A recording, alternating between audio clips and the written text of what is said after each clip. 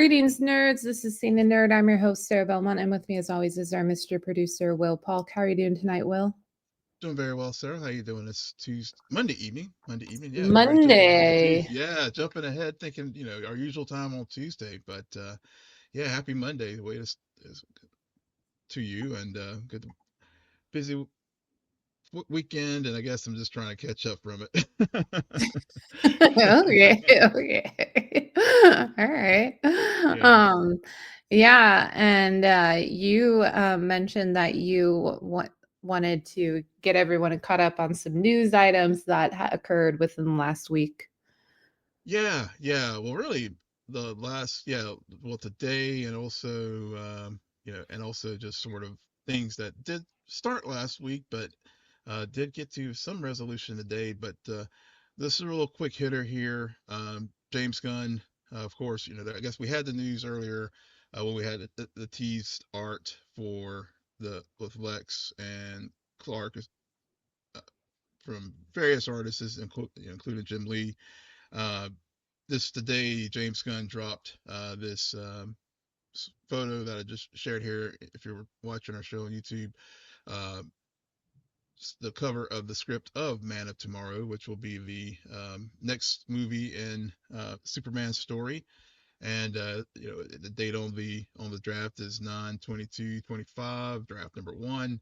And of course, is written by James Gunn. But the notable thing about it, many people when we got the news earlier in the images earlier of Superman and Lex fighting, there together, what could it be possible that Superman was going to be they were going to be teaming up to fight Brainiac, and then of course, with the script that we got today with the photo of it, we do have the sort of anatomy book look of the human skull with a little cutaway with the brains and speech and the also the vocal pieces as well as far as the cheek and stuff with to sort of give supporting visual supporting evidence that it's indeed going to be Brainiac that's going to be the big bad in Man of Tomorrow, which will be the Superman sequel.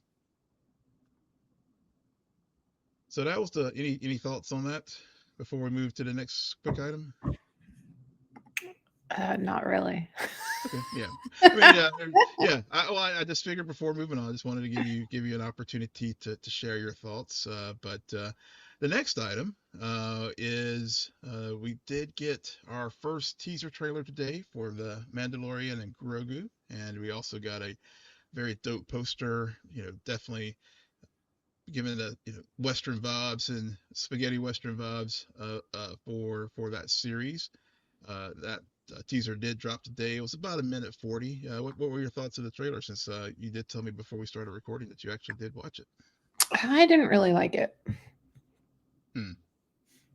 How so? Yeah, it just I'm not gonna leave it there. You gotta tell me it's why you didn't just like it. it's just more of the same. Hmm. It didn't I guess it didn't really do anything for me, and I was Hmm. grateful when it said, coming in May of Hmm. next year. I was like, "I don't I don't need this." Yeah, I don't know. Anytime I think about Mandalorian, I just get mad because of Boba Fett, so Hmm. that's where I'm at with this franchise.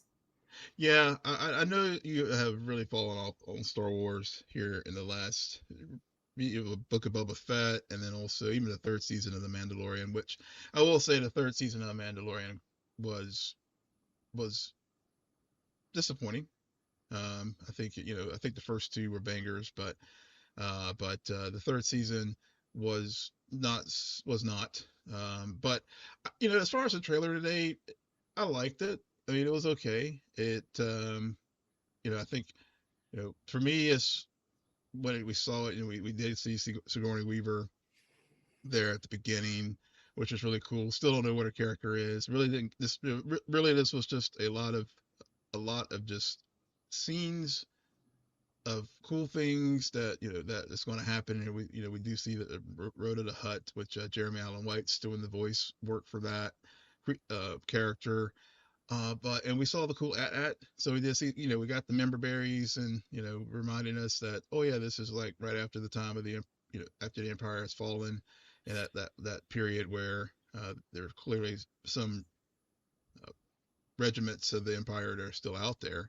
But yeah, I mean, it was okay. And, like I got this, hearing the score, thought it was you know, brought back some fond memories of the show.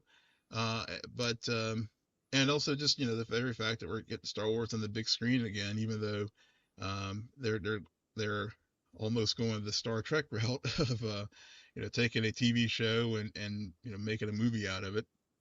At least in the case of the Mandalorian. So yeah, we'll see, and hopefully they'll have some more practical effects this time, since they do have a feature film budget instead of relying on the volume, which I don't know how that's going to hold up on a big screen, especially given that we did see in the trailer that they're going to be uh, filming in IMAX as well. So hopefully we will definitely get you know both good special effect, but also some good practical effects since it is going to be a big feature instead of a show on Disney Plus. Alrighty. And then the last thing, when I first saw this trailer today, honestly, my first thought was leading into our last little bit of news, which was the whole fallout from the Jimmy Kimmel suspension, because I was like, they're taking a page out of the distractions. We'll just, especially after last week where Kimmel Live was taken off the air due to some of his comments that he had made regarding people. He didn't say anything about Charlie Kirk's murder, but but he did say some things that how some people were trying to exploit it, and had some very, you um, for various political ends and that kind of thing. So he commented on that. Depending on where you fall on the spectrum, some people probably was like no big deal. Some people are like the blasphemy, but in any event, things really escalated when the head of the FCC, uh, Brendan Carr, basically was on a podcast and basically threatened Disney, to do something. Again, it's the FCC chairman. It's not like the internet, group causing a lot of stir. It was, the very entity that regulates broadcasting in our country, making comments like, we can do this the easy way, or we can do this the hard way. And of course, some affiliates, to in particular, who have business before the commission, wanted to, they basically, you know, you know, suspended the show, pulled the show, and then Disney, of course, suspended Jimmy indefinitely. And honestly, this was one of those situations where money talks, because Disney, was worried about the cost of not only these affiliates, getting, uh, you know losing that revenue from the ads from that, but also just the fact that Disney also has business before the commission, where they're needing a deal approved, to do their ESPN and NFL network. It was has business before the commission, and the affiliates in particular also had business before the commission, trying to add more, um, another company, and they have to raise the cap. So there was a lot of politics, um, a lot of stuff happening, and people really took umbrage on this on both sides of the political spectrum, because it wasn't like it was the internet cancel culture, coming out, and like people getting up on arms on social media about something. This was actually a government entity like saying something, and then broadcaster taking action on it, which a lot of people felt that was really crossed the line into censorship, with the actions that ABC had taken. But um, but from that, today we did get news that, after many people outcry, not only from opinion makers, but also creatives, and a lot of people canceled their Disney Plus subscriptions, and all. ABC reverse course, and Jimmy's coming back on the air tomorrow. And I think this was, I think it was a situation where, I think the people talk with their pocketbooks. So again, there were a lot of things I think that were it was a, a collision of multiple things. I think a collision of free speech. I think a collision of commercial economy, and Disney just also just weighed the balance of equities, and they're like, do we want to side on free speech, and also weigh on the side of like business, and as far as like big long term. Especially if a lot of creators aren't going to go want to work for this company, and how they're going to be able to make money if they can't create anything. So yeah, so Jimmy's coming back, and we'll just sort of see. Apparently he has no restrictions on what he can say. They don't know what he's going to say, but I just definitely wanted to bring light to this, especially given our main topic tonight, because we definitely see in our main topic of Gen V how media and things and manipulate can be used to further ends for good or bad purposes. So just wanted to share that. Didn't know if you had any thoughts on it. But definitely was some big news from this week, especially for folks who are very strong advocates for free speech, and not having things censored by the government, or pressure put on broadcasters to regulate what they put on the airwaves. But didn't know if you had any thoughts.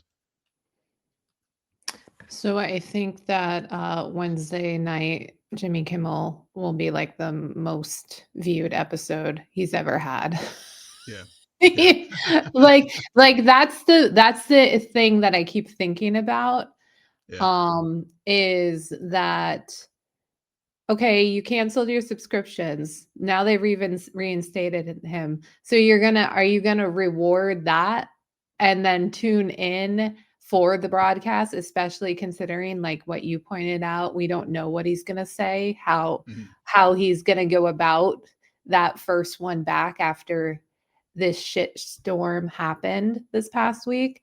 But it'll be interesting. I mean, I would be shocked if it's not a very highly rated Yeah. episode of late night television, um, with everything that happened over the last week. But I while all that was going on, I was too busy watching 3 hours of Gen V. So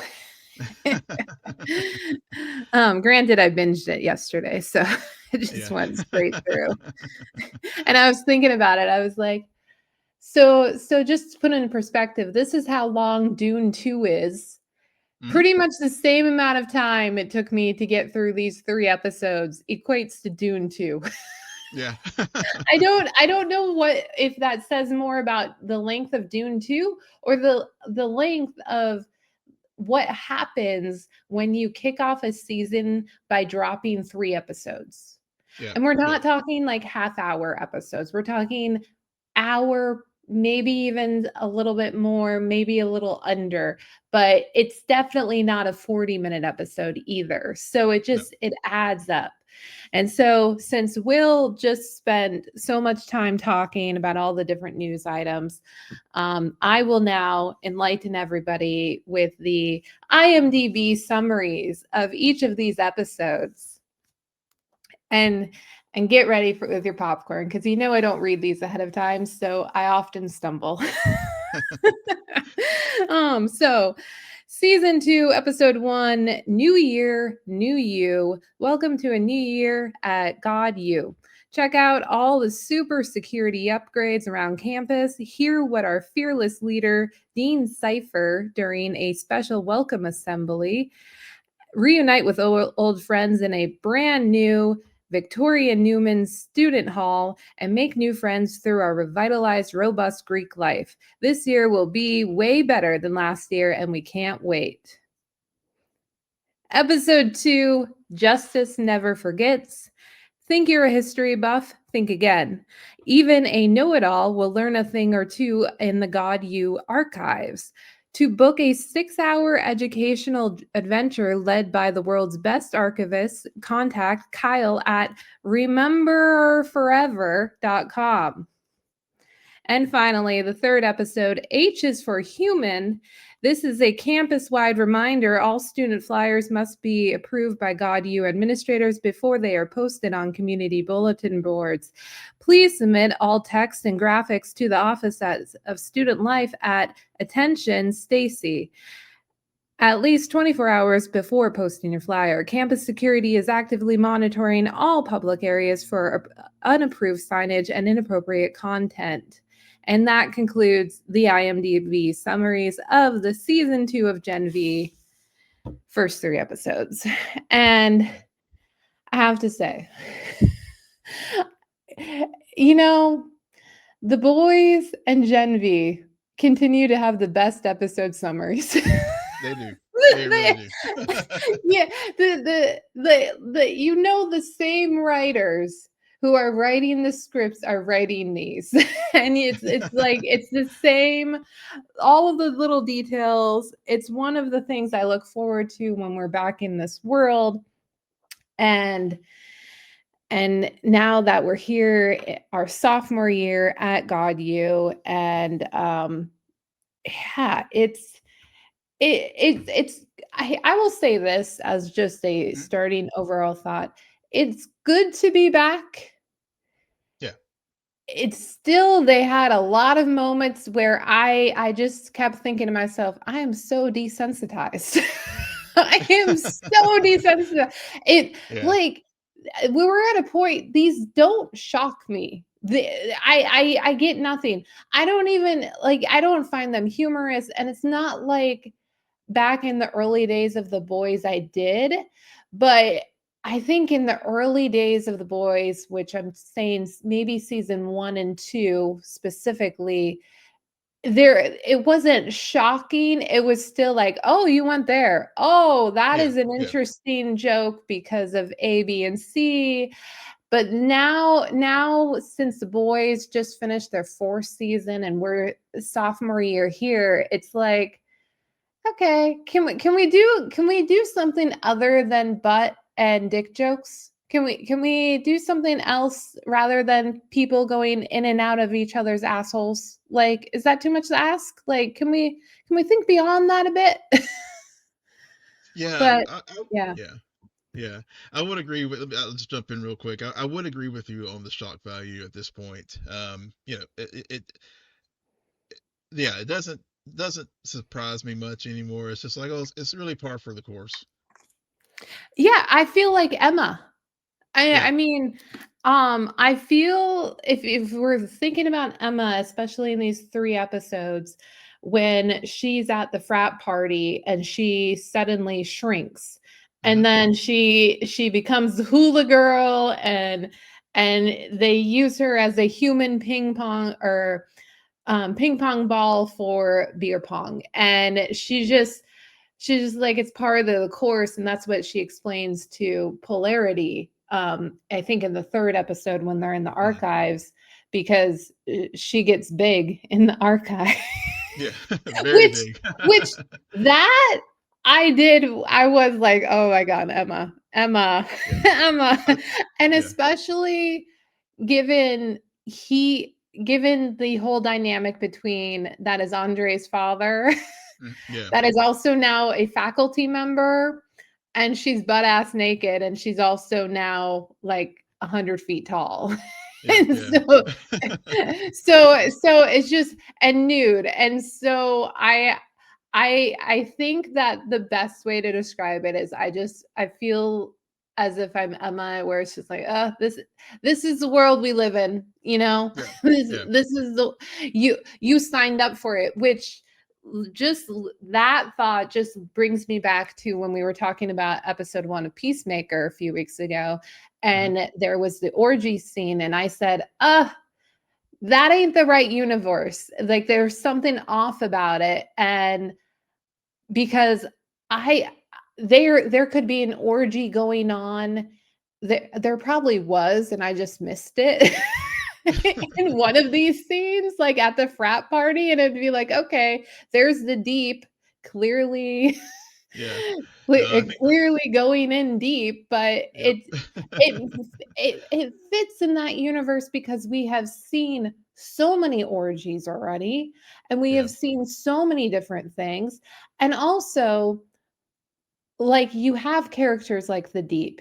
You have characters, I'm blanking on his name, but I wanna say he's the one who goes he was joining the fraternity too, along with Sam, and Oh yeah. they always interact with him. I'm just blanking on the And character's name. yeah, the dickless dude, yeah, who tried Yeah, to assault Marie, and yeah, she blew up his dick. yeah, I know, yeah. Yeah, but yeah. yeah, but we have those characters who participate Mhm. in a lot of this.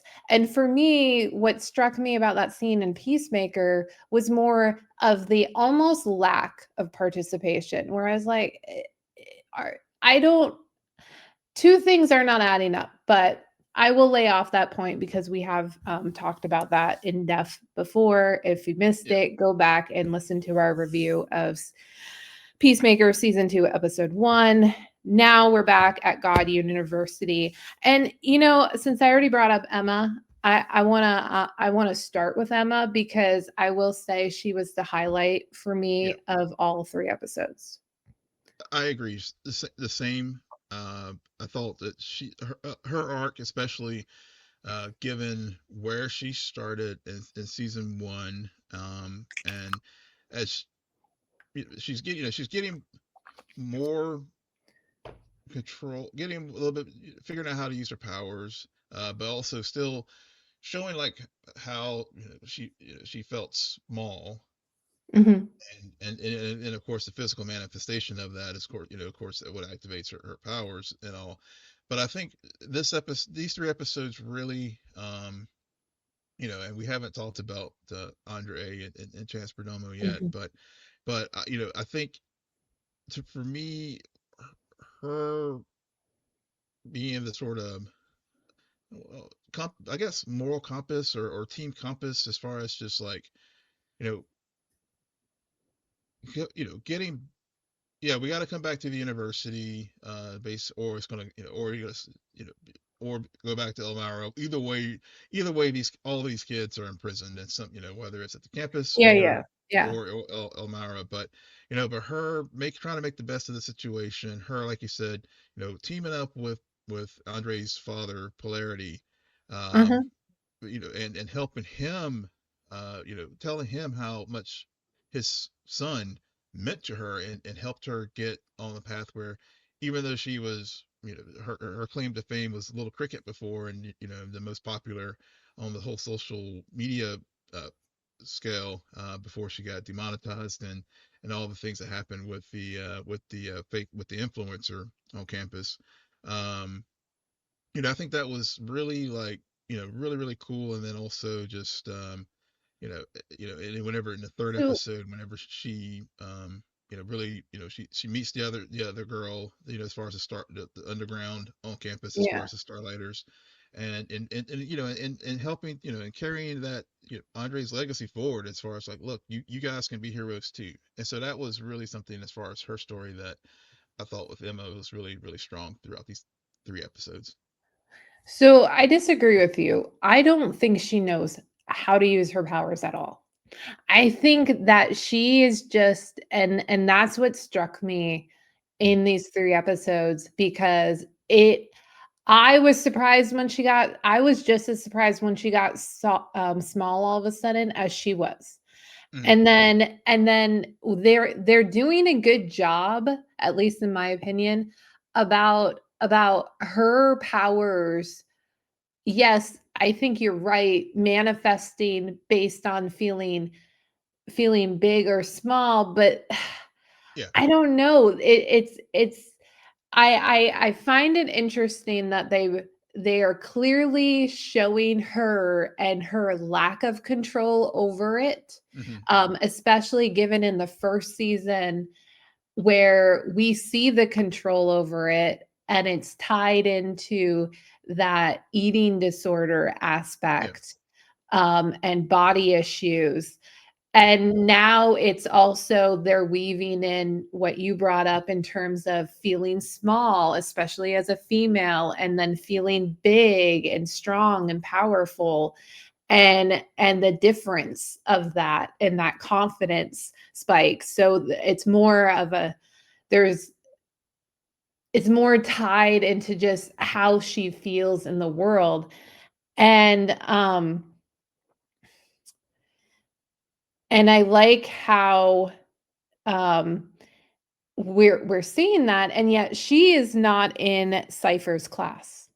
She's where Cypher is trying to push these students to their limits to really get them to understand their powers, because if they figure it out under his observation, then he knows how they work as well. And more Yeah. on that in a minute. Right. But and then for me, with polarity, I think about how Emma was used in the first season with Sam, Mm. because Mm. Sam was isolated a lot from Yeah. especially Marie. Marie's the protagonist, but Right. but Emma, both last season with Sam and this season, now we're seeing it with polarity. We're also then in the third episode, as you brought up, we see that she inadvertently discovers that there are a few other students who are like secret Starlighter followers, Yep. and and she's like, oh, cool, cool, but you guys, you got shit. I Yeah. can't. I want to be with you, but we ain't doing this. This is Right. nothing. This is child's play. So you can see her there there I feel like they figured out how to use her in the Mhm. first season, and they are doing that, but they are being subtle enough where it doesn't feel like wash, rinse, repeat. It feels like, Right. oh no, this is Emma. Like Yeah. Yeah. she is she they very well carried forward that her connection with Andre, and that Mhm. allowed it to be a seamless transition with her and polarity. And they're now shifting it where like she needed others to build her up, and now, like you said, she's building others up. And so it's good. And yet her and Sam have some fascinating moments, because we know how powerful Sam is. Mhm. And so when she's afraid, I'm also like, I don't really know how this is going to go. Yeah. Like, I'm thinking about that hallway scene when I was fearful, when he's like, I figured out that Emma is involved with this whole Kate attack. And I'm like, girl, you got to go. Yeah. You got to get out. Get out now. But I'm glad that the writers they didn't take Sam in the direction I thought they were going to. Mm. Mhm. Like, I feel like they walked a very and I am subtly transitioning into Sam right now, but I feel like they walked a fine line with him, where he was definitely in the background for majority of the episodes, not really front and center at all.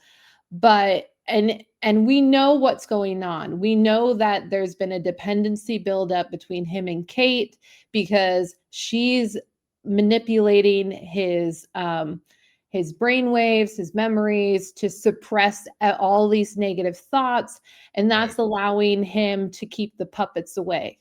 Okay? Yeah. Maybe I should start writing the IMDb summaries. But in those confrontations with Emma, you see glimpses of, it's almost like, of like it's not like she's a stranger and he's completely wiped her from his mind. There's still the affection there, Mhm.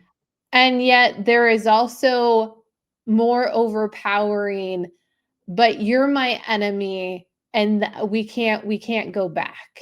Like, I can't go back. And that's why when Emma says, I think that line to him, something along the lines of one day you'll own up to what you've done. Yeah. Like, and I think that's why he's like very much distanced himself from Emma up until now, is that, and been so cool, is that he can't be back in her life until he does admit what he did. Yeah. Um and the power dynamic, like there, it's very interesting to me, and I'm very curious to see how it goes. But what are your thoughts about Sam in these episodes? Yeah, I agree with you. And thanks for clarifying my point about Emma. Just going back to real fast.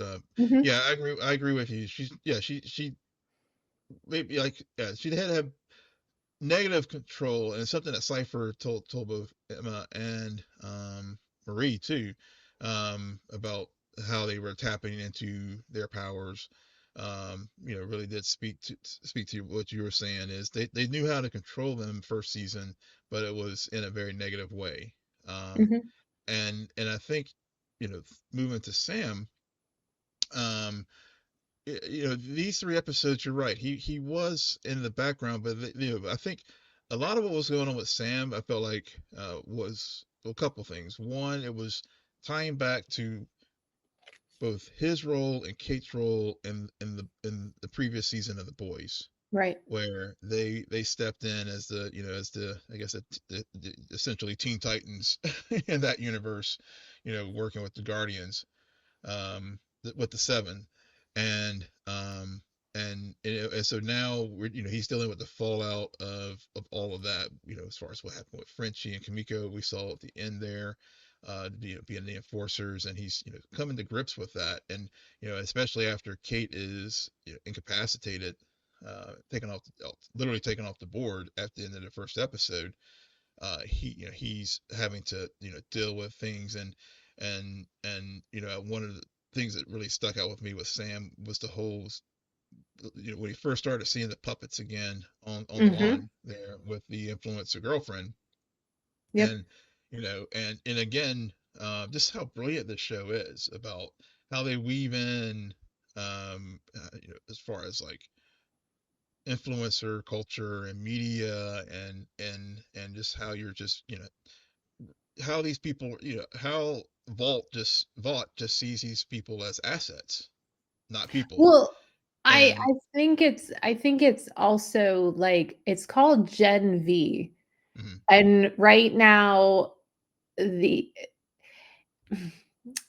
right now, people this age that we're seeing on screen, college mhm, attendees, they're part of Gen Z. yeah, So it makes sense that these college students would have so much about influencer culture, because Gen V are all about or Gen Z are all about influencer culture, and like yeah, they've kickstarted it. So yeah, I think to what you're getting at, it's just it they do a good job about like making this feel both nothing like the real world and just yeah, like very deeply, like, oh my god, this hits way too close to home. But yeah.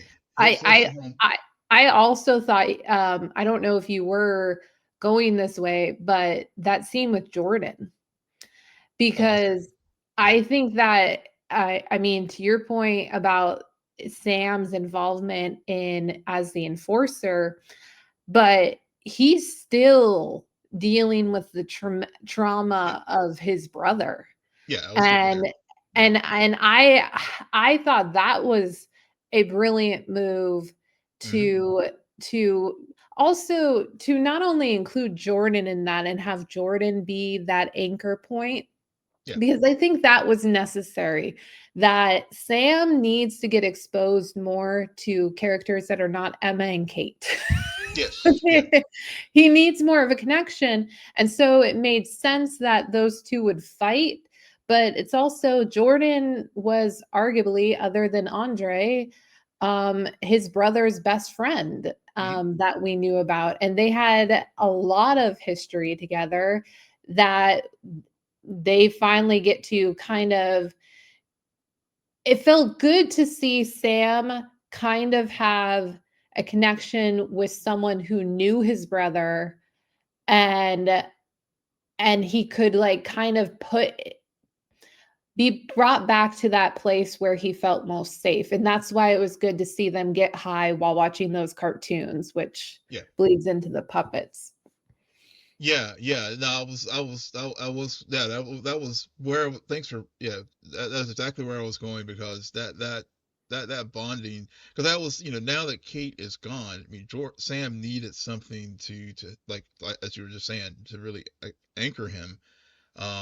And he talked about, and also just, I think with all of these kids, how broken they are, in the trauma that they are walking around with, because in some form or fashion, their families fear them. Yeah. Yep. And so, so you hear Sam talk about, his mother fearing him. We Jordan, his father, their I mean their father, because I mean Hmm. they're bi gendered.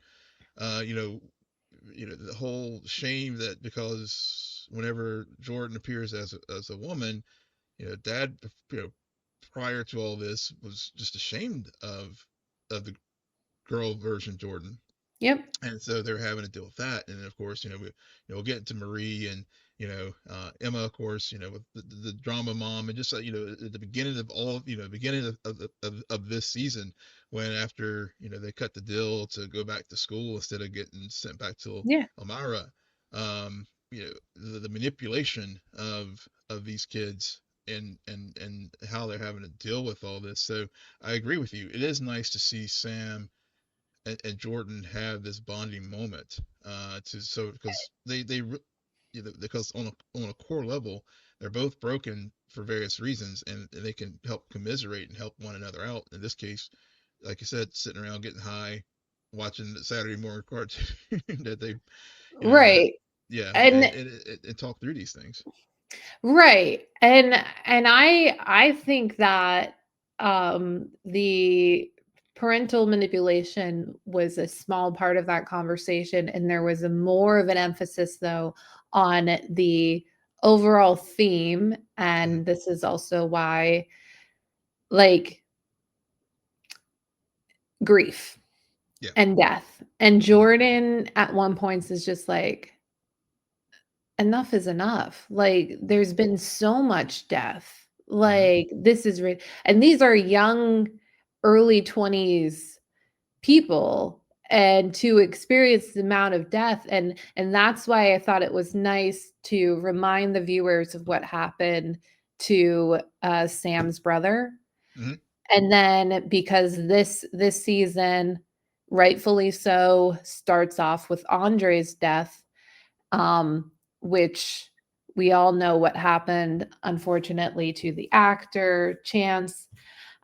This season is dedicated to him, and you feel that, and I really do admire how the writers did it, because Yeah. they it, they didn't hmm, they didn't beat it over the head, but it was there. And anytime it was talked about, there was so much authenticity at Yeah. play with all the performances, Yeah. so that it didn't feel, how do I put this? It felt like the writers really were able to articulate well all of the different emotions that everyone in that cast Yeah. was feeling about the circumstance, and also use it as a way to get these characters into the arc for this season. Yeah, yeah. I was just gonna say, while you were thinking, when you were articulating that, yeah. To me, whenever whenever the story required them to talk about Andre, they did. Mhm. they wove it into the narrative of the episode, like as I was mentioning earlier with like Emma, or there were other instances of it, as well as far as Jordan Well, and everything with Marie. Marie. Yeah. Yeah, yeah, and so I was wondering how they were going to integrate his tragic passing. And literally he was literally on the way to film this season. Yep. And so I was wondering how they were going to integrate it, but I think the way that they did it, was, I'm glad they didn't recast. And it, and but they made a way to weave it into the story, like you said, and it was really authentic as far as then the performances, that it was not only for these characters but also for the actors playing these characters, how they wove it into the story, and did it in a non-exploitive way, I Yeah. guess. Yeah. Yeah. Because it was explained, and I like how they didn't just come out and say it. It Right. was somewhat of a mystery, and Uh-huh. then the more conversations, and it was more in, and they were able to maintain that mystery and that tension for the viewers because characters were finding out. Yeah. Like it was clear characters have been separated for extended periods of time. And so only Jordan and Emma knew what happened to Andre. Hmm. And then we find out later, Polarity found out from a friend through a friends from Vought. But Andre tried to escape. And during the escape, the condition that his father had, or still has, that was revealed in I think the season finale of one. Yeah. They explained, so does Andre had it, and he pushed himself too far and ultimately died through use of his powers. And then I thought it was interesting how they used that to um, to also delve into everything that Jordan and arguably Emma, but really Jordan was the overall about the guilt. Yeah. Because and you knew, I like how initially you knew they were upset because Hmm. Marie did escape. And Right. that's explained that Marie had escaped, and then she didn't return for anyone, and she didn't wait for anyone to go with her. She just took her chance, and they did. And I also appreciate they don't really, there's no flashback to the escape. We're not Right. told how she did it. We're not told any of those details. We're just told she did it, and it was before Andre tried. And Andre saw it and heard about it and said, well, if she can do it, I can do it too, Hmm. but I'm taking y'all with me. Yeah. And Jordan couldn't stop him.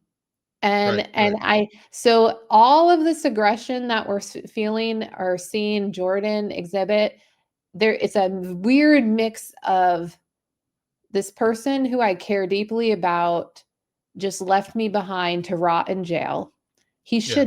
They should be upset about that, first of all. Yep. Hmm. I Yeah. would Oh be. yeah.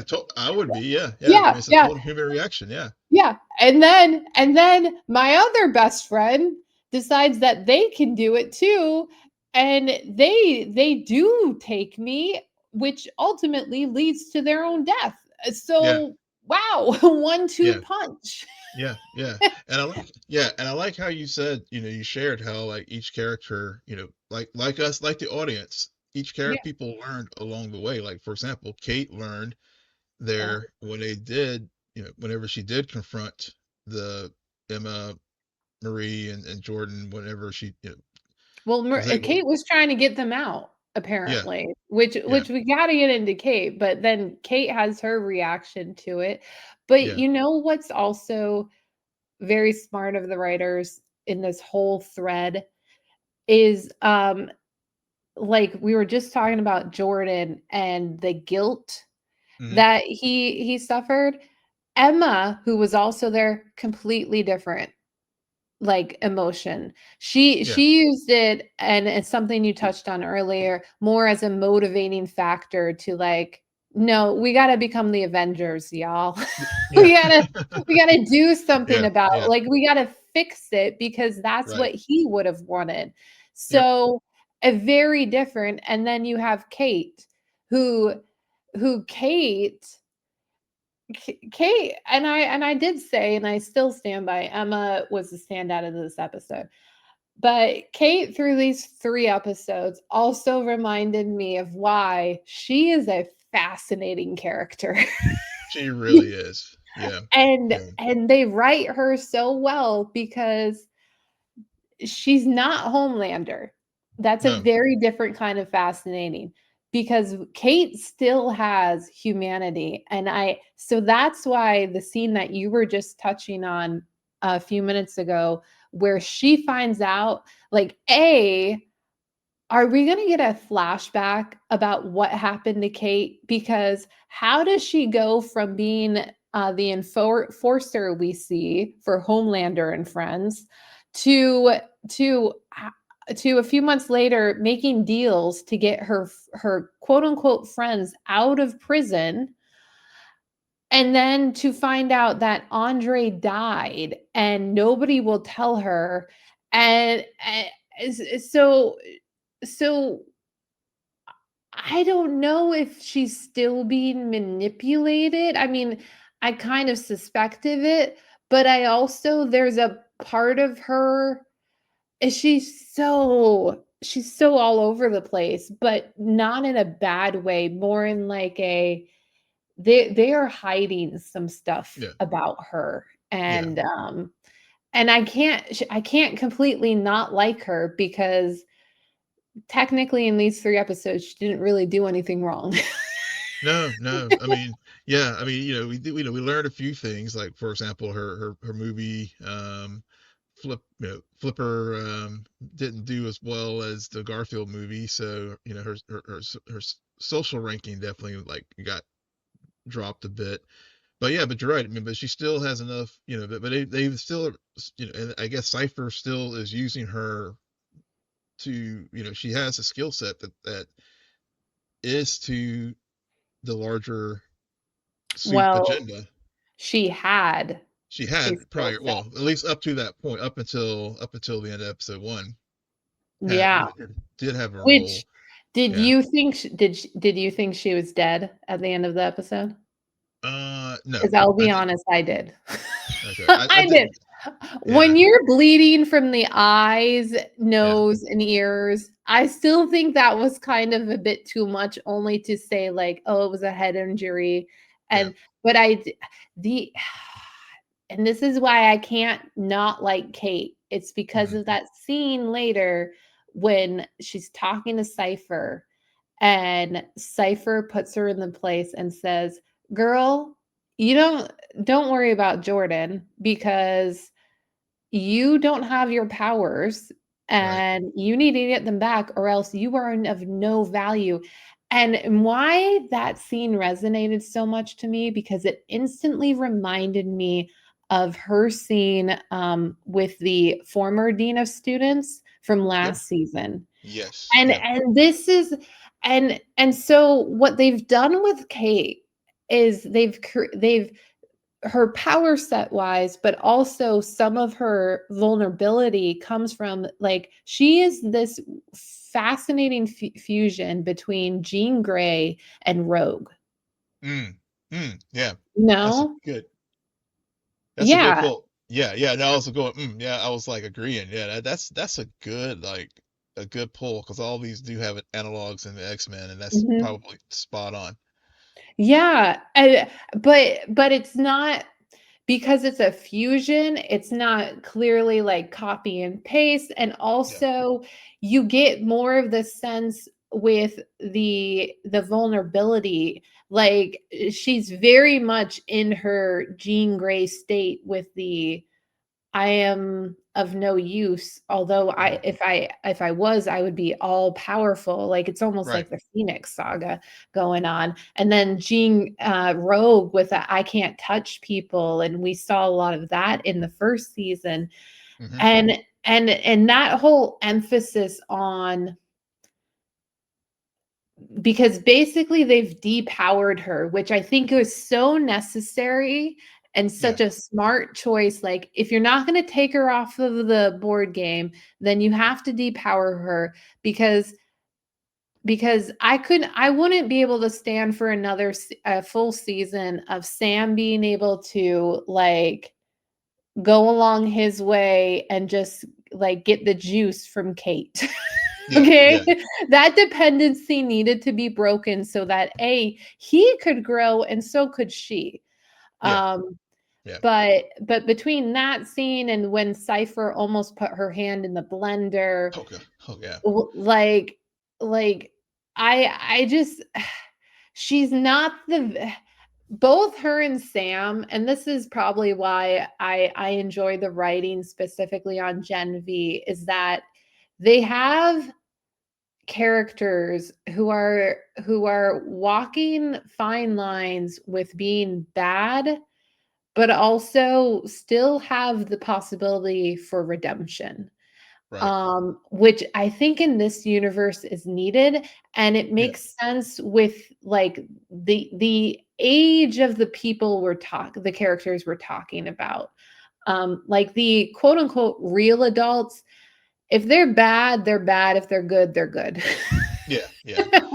Yeah. Yeah. I agree with you. I mean, I think that is, that is the good thing about setting this up. And also to your point too, that the depowering Kate definitely avoids the wash, rinse, repeat of plot points from season one. So, Mhm, um, yeah. So, and and also the other thing that really stuck out with me too, especially the conversation she had with Cypher, and it gets back to, it really gets into the larger theme of what we've seen in these three episodes, and and just the campus, as far as the human entrance, and make make make America super again, and all mhm. all the larger, yeah, the um things going on, as far as just the soup supremacy, um agenda that Homelander has unleashed, and and they're executing here on this campus, and they're molding these students. I mean, when you look at the trad wife in the class, and you know she talks about how to again manipulate the media, and you see with the cameos of Firecracker, and we know how much of wherever her you know her hypersexualized, cleavage Yeah, showing, yeah. these things. I mean, all that is just like, all these elements are like working so well together in these first three episodes. And, and so, and of course, you see With some of the real world analogs, but also just, within this universe, they just make it, they make it narratively, it's where I felt like season four of The Boys sometimes went on the nose to the so much that, to your point about where like the shock value got diluted. Sometimes Mhm, I felt like it was just so on the nose in season four of The Boys, that it just sort of like, okay, yeah, I get it, move on. mhm. Yeah. I feel like in this show so far, in these first three episodes, they're really showing sh- taking it to the next step, as far as like, okay, we saw the foundations, and see, leading up to this moment. Now what? And I feel like we're getting the now what, and at least with these first three episodes.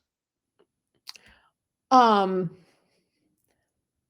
what do you think Cypher's powers are? Oh boy, you know, he he's just like so appropriately named. Is there Yeah, a chance he is actually human? I I don't. It's a chance for sure. Um, because he could be, he could be a human, he could be a collaborator for sure. Um, Yeah. but I just don't. But I don't know if Homelander would allow a collaborator to like. in this very critical Well, role, I especially. see. Hold on, hold on. Yeah. If he's human, Hmm. he is also smart enough to give the impression or figure out a way to hide that from everyone. Like True. we learn through Odessa that Yeah. he's been involved with a lot of shit Yeah. because we learn that he was clearly seen by Emma and Jordan at Elmira,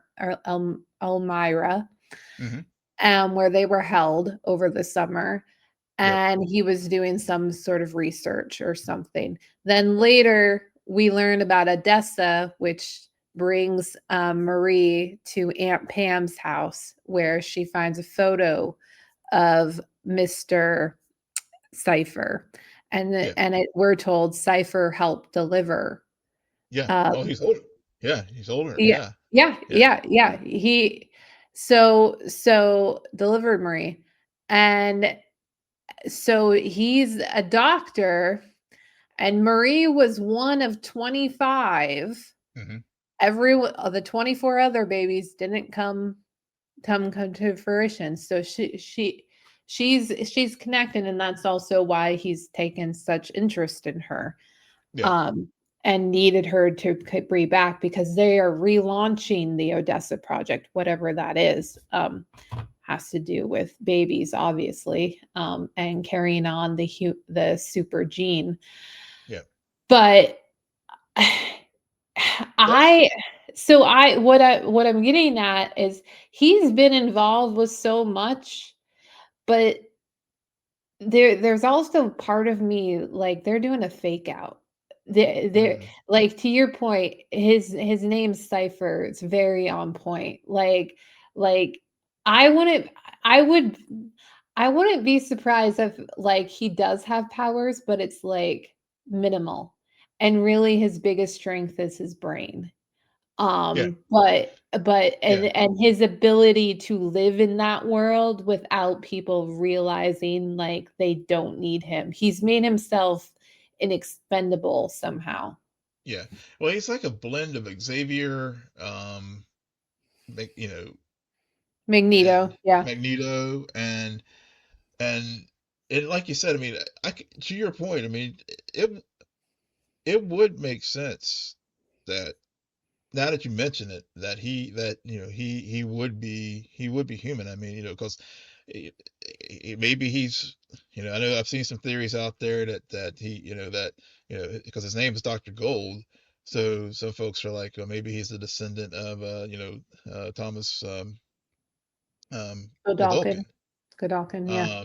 Yeah, and so I've seen that theory out there, or and also given Godolkin's whenever when the season started in Yep. 1967, we see the first go around with this Odessa and Compound V, and we know all the effects of Compound V on adults, and then of course with this Odessa project, Mhm. um,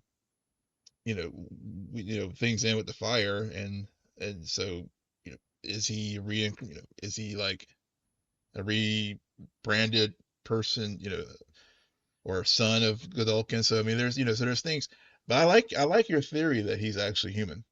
That he's not a soup human. That Yeah.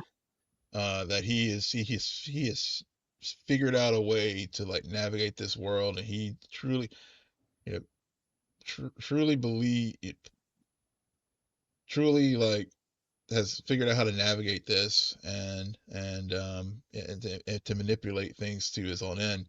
But I guess the only thing is, if he is that, and if he is such a true believer in soups, um, to even, to basically training him up to like Mhm. root out, or maybe his end game is to like, to that point, to your point, given that he really is trying to train Marie, Mar- you know, Marie, unlike Newman, we saw at the end of season one with Marie, she stood toe to toe with Homelander there at the end of that season.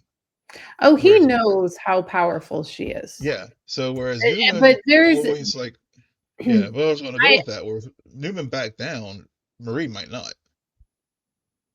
to take out Homelander. Oh, yeah, yeah. I don't think that's how Homelander's gonna go out. Okay. I I don't see it. I also kind of subscribe to the theory that Homelander dying is Homelander being depowered is worse than death for Oh yeah. Homelander. Yeah. So like Yeah. Yeah. Yeah.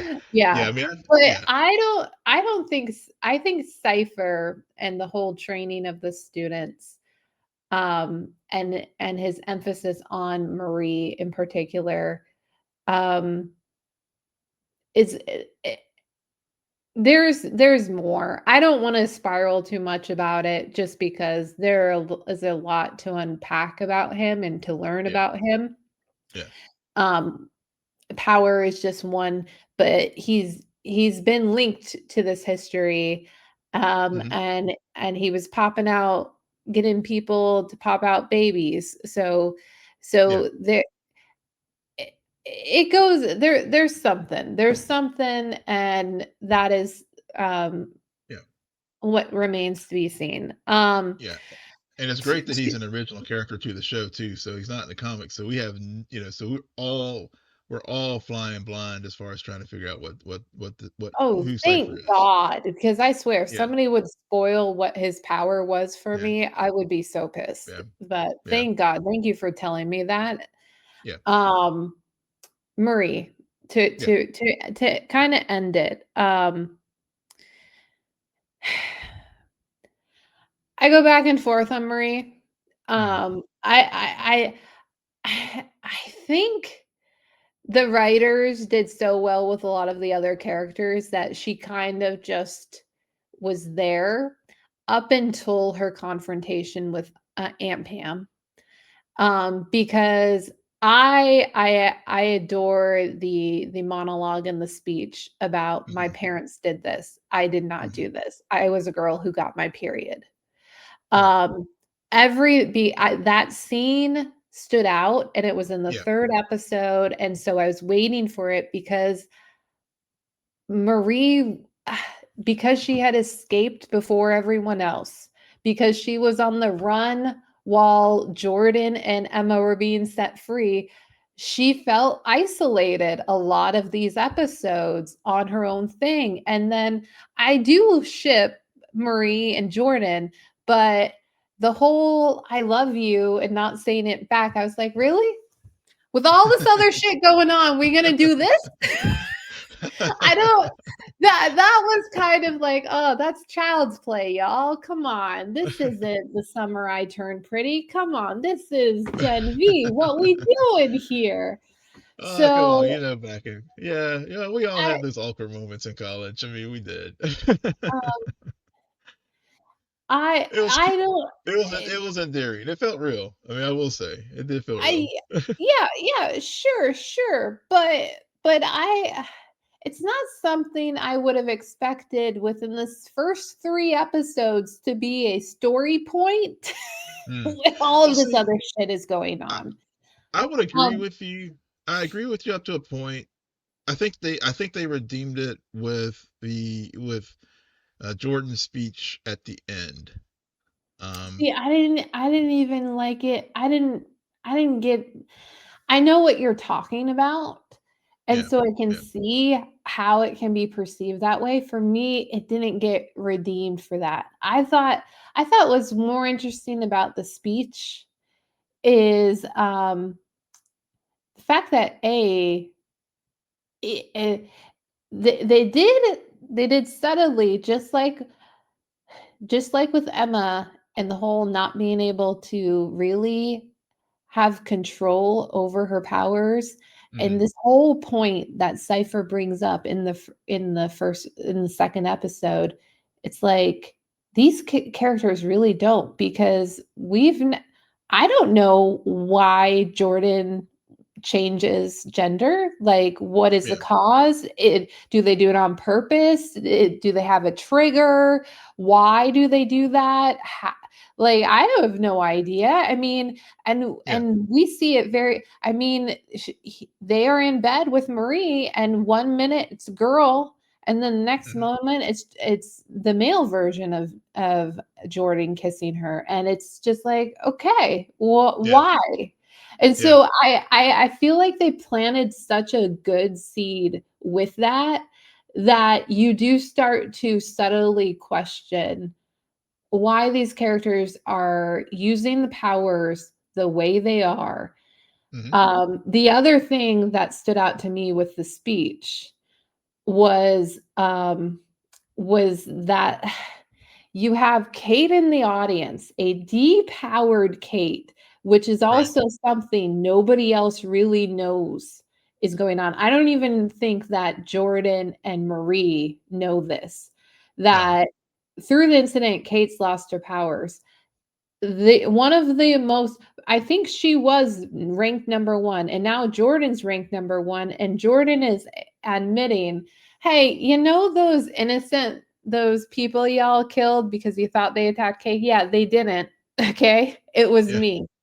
Yep. So and I like how that was shot because I feel like they put like some space with Kate in the Hmm. audience and the vulnerability, and then to have Jordan at the stadium, like, oh, it was so clever. It was. It was. I love the framing of that. It was whenever the episode cut to black, I was like, ah! I was just like, I'm ready for the next one because yeah, the framing of that whole sequence there was just so well done. Yeah, and it leaves you it's such a good point to kind of end these 3 episodes on because it's like, A, we're just getting started, and B, holy shit, what like, Cypher, like, just walks away. Yeah. But Cypher. you're also like, what are the repercussions Right. Right. and Because yeah, and because you had all of the yeah. different angles on this? Yeah. Yeah, yeah, because you had Sally, the Is that the B lady? the bee lady, yeah, she was taking a what's her name's place, Ashley's place, who was the PR flack, and she was she born, when Jordan was like, questioning like this speech, she was like, look, do you want to go back to Elmira? So they kept, to my point earlier, I mean, these kids are just in, they just swapped out one cell for another. It's just, the difference is just basically settings. But I mean, Well, but yeah. the irony is everyone who tells them that this is the safest place for them Hmm. is not wrong.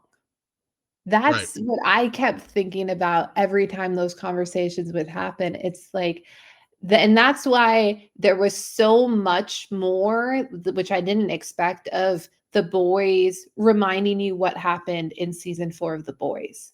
Hmm. Because if you think about everything else that is happening in that world Yeah. outside, Yeah. arguably that school is the safest place. It's just such a mind fuck where, yes, you're right, it is a prison cell, but it's also not the worst place they could be in Yeah. a Yeah. weird way. Yeah, true. Yeah, I mean, you had the virus, you had potential virus out there, and so many other things that are going on, and and even Cypher acknowledges, he's like, look, there's only X number thousand of this versus like if the humans got organized, we don't stand a chance. Oh, Um, it's such yes, statistical manipulation. it It's is, so it is, annoying. but It's so oh my yeah, god, yeah, Cypher. but Oh, Cypher, yeah, but it's just so, but it's yeah, but yeah, like I said, I mean the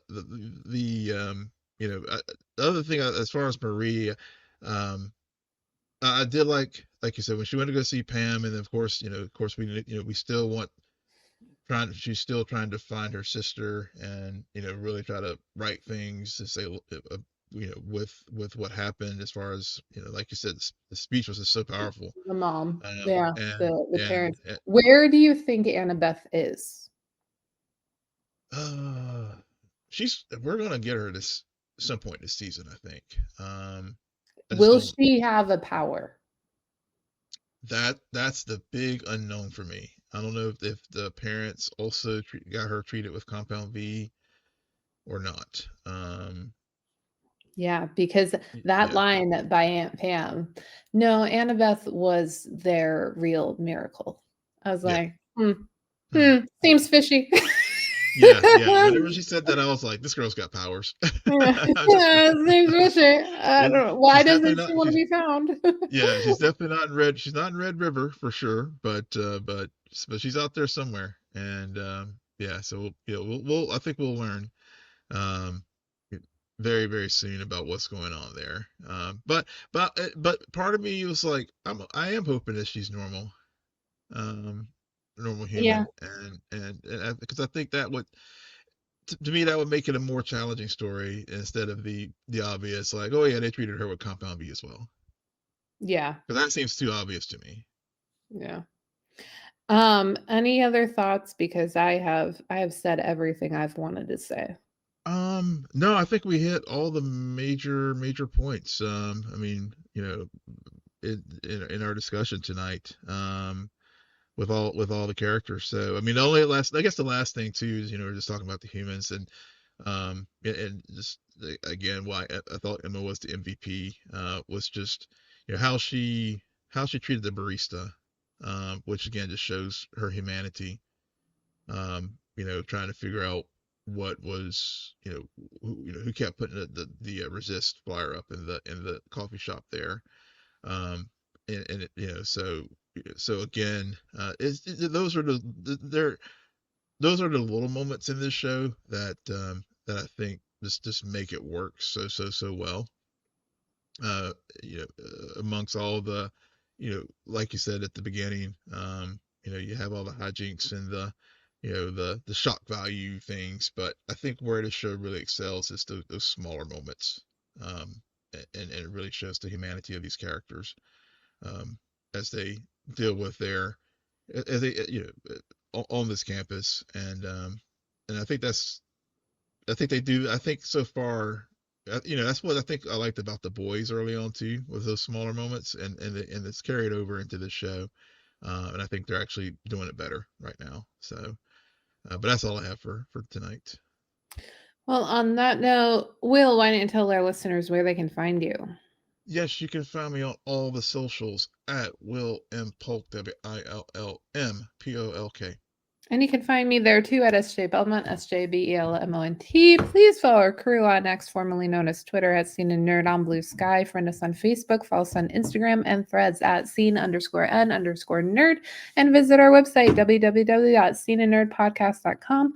But most importantly, rate, follow, and comment on Apple Podcasts, Spotify, YouTube, or wherever you get your podcasts. Good night, Geek Out. You're welcome.